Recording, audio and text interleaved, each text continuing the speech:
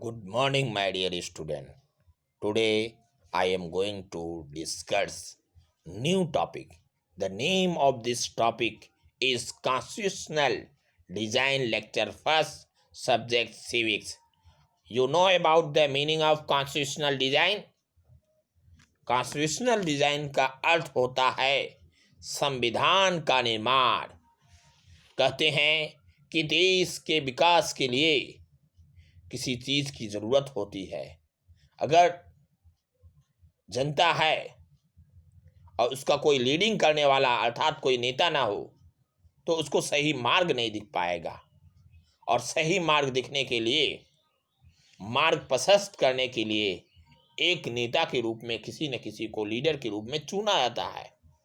और वह चुनने का मुख्य रीजन क्या है, उसको इलेक्ट क्यों किया जाता है? इसलिए कि वह सुख दुख सभी परिस्थितियों में आपके साथ सामंजस्य करे और आपकी समस्याओं का सॉल्यूशन प्रदान करे। तो इसीलिए अब हम लोग इस टॉपिक पे आते हैं और जो बर्निंग प्रॉब्लम है, ज्वलंत मुद्दा है, उसके बारे में जानेंगे। और ये जानेंगे किस प्रकार देश में कॉन्स्टिट्यूशन जरूरी है और कॉन्स्टिट्यूशन बनाने में कितना समय लगा, और इसके बाद क्या क्या प्रॉब्लम्स हुए साउथ इंडिया में, दक्षिण अफ्रीका में क्या क्या प्रॉब्लम्स क्रिएट हुए। इन सब चीज़ों का हम लोग जिक्र करेंगे, डिस्कशन करेंगे। ओके माय डियर स्टूडेंट, तो हम लोग एक कदम आगे बढ़ाते हैं। अब देखिए, इस तस्वीर को आप लोग देख सकते हैं, अच्छी तरह से समझ भी सकते हैं। यह तस्वीर डॉक्टर भीमराव अंबेडकर जी का है, जिन्होंने संविधान के निर्माण में बहुत बड़ा योगदान दिया। देखिए, संविधान एक पवित्र ग्रंथ है। Constitution is a holy book, pious book, auspicious book, और इस बुक के माध्यम से ही हम लोग अपने मार्ग को प्रशस्त करते हैं। यह कहा गया है कि रहने के लिए घर, खाने के लिए भोजन, जो चीज़ की अति आवश्यक होती है, रोटी कपड़ा और मकान, ये अगर तीनों चीज़ आपको मिल गए तो आप अपने जीवन के सभी प्रकार की परिस्थितियों का सामना करने के लिए तैयार रहते हैं।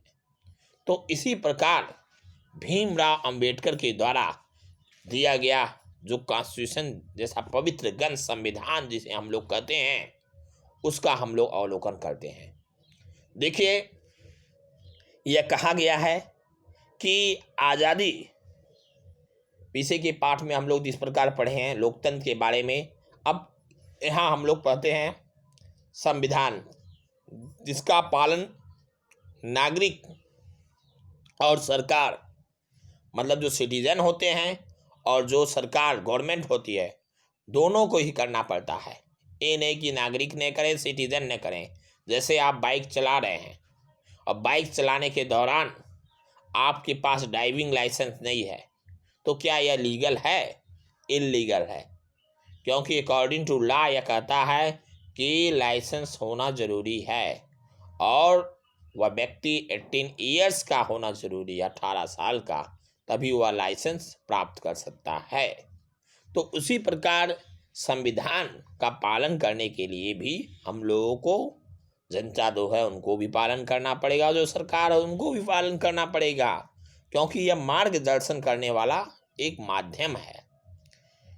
ऐसे सभी नियमों को सम्मिलित रूप ही संविधान करता है। जैसे जितने भी रूल्स हैं उसको जो हम लोग इन्वॉल्व कर देते हैं, उसे ही संविधान की उपमा दी जाती है।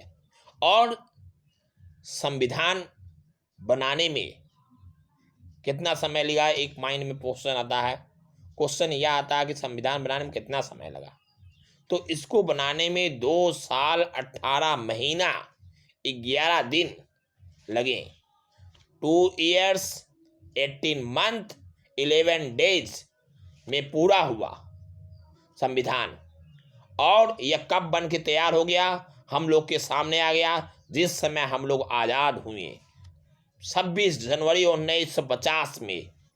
26 January, my dear student, always remember in your mind 26 January 1950 जो कॉन्स्टिट्यूशन जैसा पवित्र ग्रंथ हम लोग के सामने उपस्थित हो गया और हम लोग उसी के अनुसार अपने एक्ट को, कार्यों को करने लगे।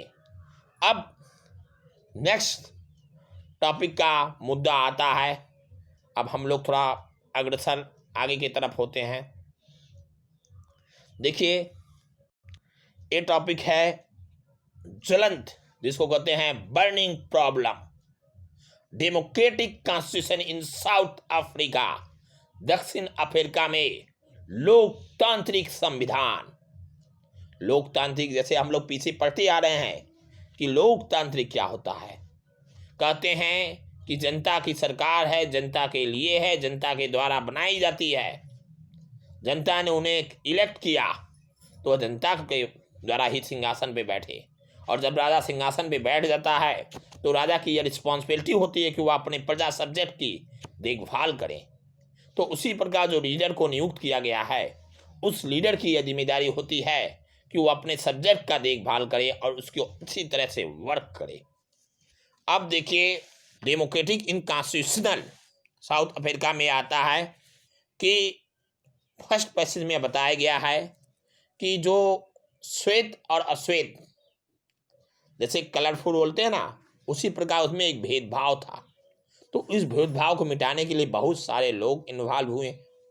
तो उसमें एक नाम नेल्सन मंडेला जी का भी आता है। अभी पहले हम लोग ये देख लेते हैं कि क्या जिक्र है। देखिए, ये लोग हाथ उठा रहे हैं, रेस कर रहे हैं, मतलब उनको आज़ादी चाहिए, उनको अपना अधिकार चाहिए। तो इसमें यह बताया गया है, नेल्सन मंडेला ने कहा कि मैंने विभिन्न खिलाफ के लिए संघर्ष किया और मैंने ही अश्वेत के, जो अश्वेत लोग थे, उनका विरोध किया। मैंने एक ऐसा लोकतांत्रिक और समाज की कामना की जिसमें सभी लोग पूरे मेल जोल के साथ, अर्थात आपस में मिलजुल के रहें, और अब इस आदर्श के लिए जीवित रहना और उसे पालन करना जरूरी है। अगर जरूरत पड़े तो इस आदर्श के लिए मैं जान देने के लिए भी तैयार हूं। मतलब सेक्रीफाइस, बलिदान, देश बलिदान मांगता है। और बलिदान किस लिए?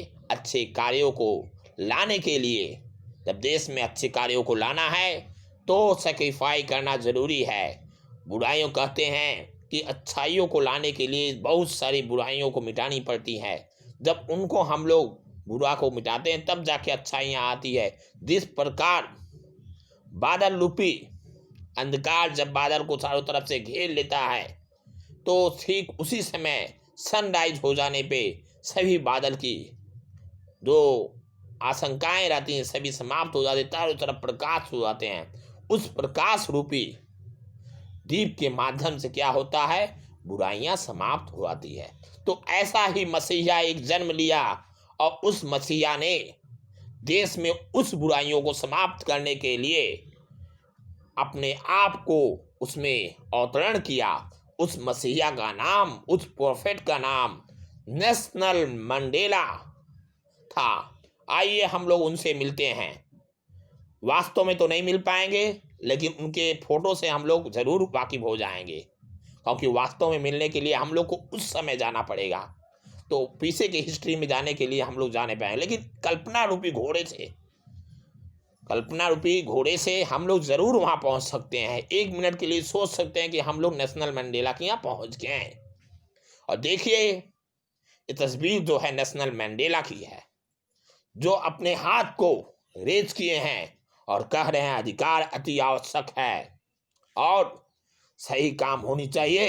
अगर गलत काम हो रहा है तो चुप रहना सही बात नहीं है, आवाज उठाना जरूरी है। भले उसके सामने बहुत सारे प्रॉब्लम्स क्रिएट हों, लेकिन उन समस्याओं का निदान करना अति आवश्यक है। और इसलिए नेशनल मंडेला का यह कथन था कि दिन पर दक्षिण अफ्रीका को गोरे सरकार ने देशद्रोह का मुकदमा चला दिया, जिस पर दक्षिण अफ्रीका ने ट्रीजन मतलब देशद्रोह का मुकदमा चला दिया। और 7 अन्य नेता जो थे, 7 अन्य नेता थे, उनके साथ उन लोगों ने क्या किया कि 7 अन्य नेता के साथ देखिए यहाँ 1964 में उन्होंने 7 अन्य नेताओं के साथ रंगभेद एप्रिसिएट में लाइफ इम्प्रिजमेंट अर्थात उन्हें उम्र कैद की सजा दे दी गई। और यह अगले 28 वर्ष तक उन्हें दक्षिण अफ्रीका के सबसे भयावह जेल मतलब भयंकर जेल जिसका नाम रूबेन द्वीप में कैद करके रख दिया गया। यह एक बहुत ही विकट समस्या थी, क्योंकि उन्होंने देश के अधिकार के लिए, लोगों के हित के लिए भावना थी।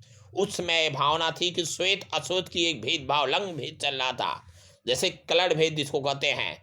और कलर भेद क्या होता है, जैसे आप गोरे हैं और वे अश्वेत काले हैं, तो गोरे लोग रह सकते हैं, काले लोग नहीं रह सकते। जिस प्रकार हिटलर में हम लोगों ने पढ़ा किस प्रकार नस्ल को उन लोगों ने चेंज कर दिया, ठीक इसी प्रकार हिटलर की तानाशाही चली। और इसके बाद दक्षिण अफ्रीका की जो परिस्थिति थी, जब नेल्सन मंडेला ने अपना आवाज बुलंद किया तो उनके आवाज को दमन करने के लिए वहां के गोरे लोगों ने क्या किया, इन्हें आजीवन कारावास दे दिया। 28 साल तक वह देश में उस जेल में पड़े रहे और अपने वृत्तांतों के बारे में किसी न किसी माध्यम से उल्लेख करते रहे। आइए नेक्स्ट टॉपिक पे अब हम लोग प्रवेश करते हैं। नेक्स्ट टॉपिक देखिए बहुत ही अच्छी है, और इस टॉपिक का नाम देखिए, आप देख के समझ सकते हैं कि यह टॉपिक किस तरफ इंडिकेट करता है। देखिए यह टॉपिक है स्ट्रगल अगेंस्ट एप्रिसाइड। स्ट्रगल संघर्ष करना, अगेंस्ट विरोध में, एप्रिसाइड मीन्स होता है आपका रंग भेद।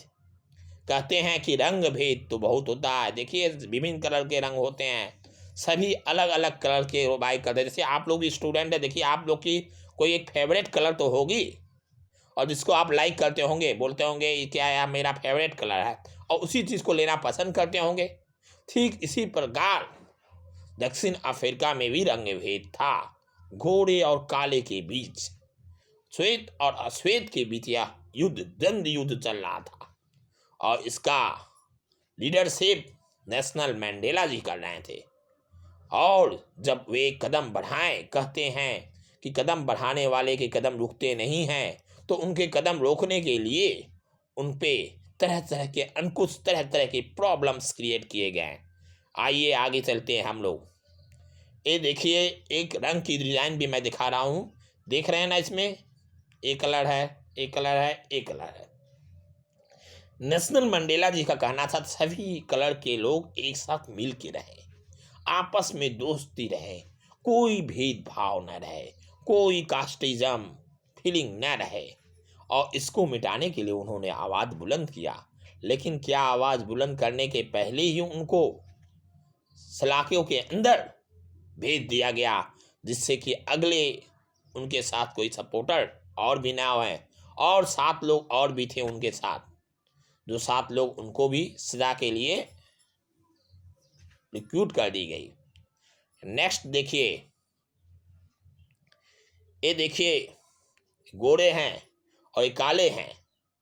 गोरे काले में भेद आप समझ सकते हैं। अगर आपके सामने काला रंग रख दिया है, एक फेयर रंग रख दिया है, दोनों में आप अंतर कर लीजिएगा कि हाँ किसको लाइक करना पसंद करिएगा। तो ये लोग इनको नहीं लाइक करते हैं, ये लोग आवाज़ बुलंद कर रहे हैं, लेकिन इन लोग को बाय फोर्स दबा के रखा गया है, आवाज़ डाउनफॉल की तरफ ले जाया जा रहा है। ओके माय डियर स्टूडेंट, थोड़ा और आगे बढ़िए। अब देखिए यहाँ ये जनता है, जनता क्या चाहती है, अपना अधिकार। और यहाँ देखिए गोरे लोग का क्या निशाना है, गोरे लोग बोल रहे हैं एप्रिसाइड इज रॉन्ग, रंग भेद गलत है, रंग भेद नहीं करना चाहिए, उसमें सभी का सामंजस्य है। सही बात जनता की यही ड्यूटी है कि वह आपस में मिल के रहें और अपने भेदभाव को मिटाएं।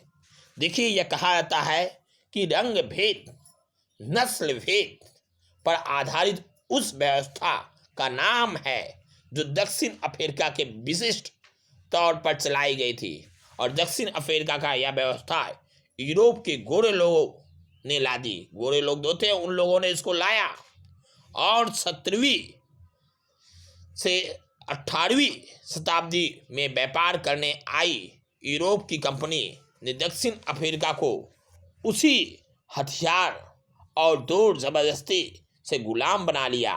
और जैसे भारत पर अर्थात भारत को अलटकर काफ़ी बड़ी संख्या में गोरे दक्षिण अफ्रीका में बस गए, दक्षिण अफ्रीका में रहने लगे, और उन्होंने स्थानीय शासन को अपने हाथ में ले लिया, बागडोर संभाल लिया। और इसके बाद क्या हुआ, रंग भेद की राजनीति के लोगों को उनकी चमड़ी के रंग के आधार पर बांट दिया। अर्थात कहते हैं कि जन्म लेने के पहले व्यक्ति यह नहीं जानता कि किस धर्म से ताल्लुक रखता है, किस वंश से ताल्लुक रखता है, उसको यह पता नहीं, क्योंकि उसे बाद में यह एहसास होता है। तो इसी प्रकार उसको बांटने वाले कौन हैं, हम ही लोग हैं, रंग भेद को। तो इसीलिए उसने बिना, जिस प्रकार हिटलर ने क्या किया था, ज्यूइज जो यहूदी थे उनको आर्यन समाज से सुपीरियर, आर्यन समाज को सुपीरियर मानता था, और ज्यूइज को सुपीरियर नहीं इंफीरियर मानता था, खराब दृष्टि से देखता था। और जितने आर्यन थे उनको आगे बढ़ाया, और जितने जीवित थे उनको तरह तरह के गैस चैम्बर भाई में ले जाके बंद करके मौत के हवाले कर दिया। और उनमें एक भेदभाव, बहुत सारे के भेदभाव किए, जैसे कि पीछे के हम लोग टॉपिक में डिस्कस कर चुके हिस्ट्री में। तो वही ज्वलंत मुद्दा इसमें भी आ गया, और ये कहा जाता है कि उसी के आधार पर बांट दिया गया। दक्षिण अफ्रीका के स्थानीय लोगों की चमड़ी का रंग काला होता था। जो स्थानीय लोग होते थे लोकल, उनका रंग चमड़ा का जो होता था काला होता था। जो आबादी थी उनका हिस्सा 3/4, और उन्हें अश्वेत कहा जाता था। एक श्वेत होते थे, एक अश्वेत होते थे। अश्वेत मतलब काले वाले, और श्वेत मीन्स सफेद चमड़े वाले। श्वेत और अश्वेत के अलावा वहाँ मिश्रित नस्ल वाले, जैसे रंगीन चमड़े वाले भी उन्हें कहा जाता था। और भारत से गए लोग भी वहाँ थे, विद्यमान थे। घोड़े शासन, घोड़े के अलावा शेष सबको छोटा या निम्न माना जाता था। उन्हें वोट देने का अधिकार नहीं था। रंग भेद के शासकीय नीतियों में अश्वेत के लिए खास तौर से दमन किया गया, और यह भी बताया गया परमिट उन्हें नहीं दी जाती थी काम करने के लिए।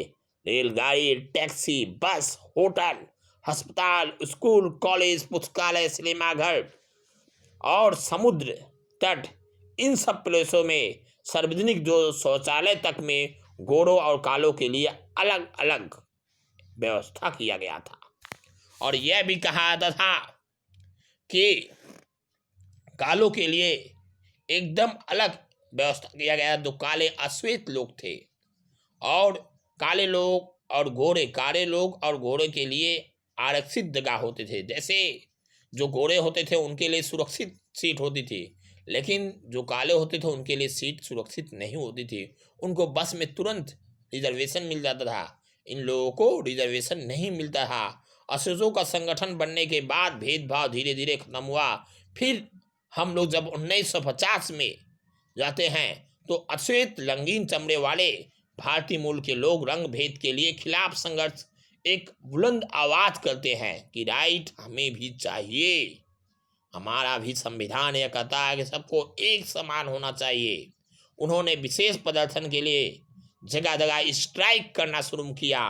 भेदभाव वाले शासन प्रणाली के लिए विशेष एक साथ एकजुट हुए, अर्थात उनका यह कहना था कि यूनिटी, एकता में बल होता है, और इसीलिए वे लोग एक साथ जुलूस निकालते थे और एक साथ आते थे।